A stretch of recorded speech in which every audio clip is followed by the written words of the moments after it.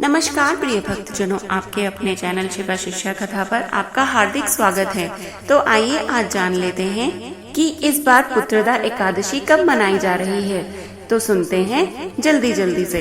श्रावण मास के शुक्ल पक्ष की एकादशी को पुत्रदा एकादशी कहते हैं। पुत्रदा एकादशी अब की बार 16 अगस्त को है। पद्म पुराण में इस एकादशी की महत्वता बहुत ही खास मानी गई है।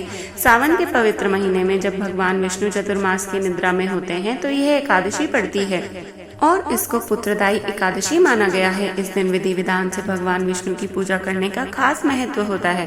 भगवान विष्णु की कृपा से आपकी सभी मनोकामनाएं पूर्ण होती हैं। मान्यता है इस दिन वे महिलाएं जो पुत्र पाना चाहती हैं, अगर व्रत करें तो उन्हें पुत्र रन की प्राप्ति अवश्य होती है। तो आइए इस खास पुत्रदा एकादशी का महत्व जान लेते हैं, इसकी तिथि जान लेते हैं और किस प्रकार से व्रत रखा जाना चाहिए वह विधि जान लेते हैं। पुत्रदा एकादशी की तिथि।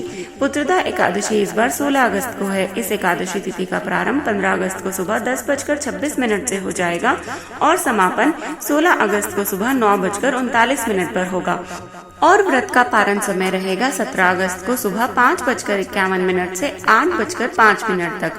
पुत्रदा एकादशी व्रत का महत्व।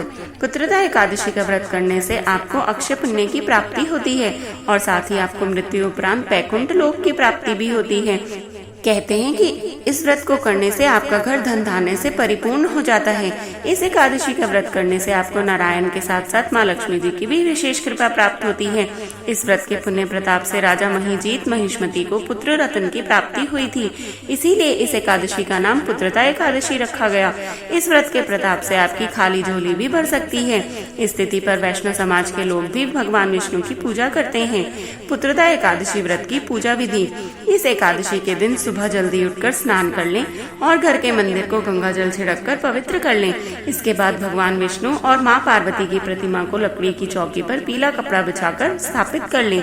उसके बाद गंगा जल से इनका अभिषेक करें और पुष्प के साथ तुलसी दल भी अर्पित करें। अगर आपको व्रत रखना है तो व्रत रखने का संकल्प करें और यदि व्रत नहीं करना है तो पूजा करके आहार भी ग्रहण कर सकते हैं। पूजा करने के पश्चात एकादशी व्रत की कथा अवश्य पढ़ें और उसके बाद आरती कर लें और भगवान विष्णु को पंचामृत का भोग लगाएं।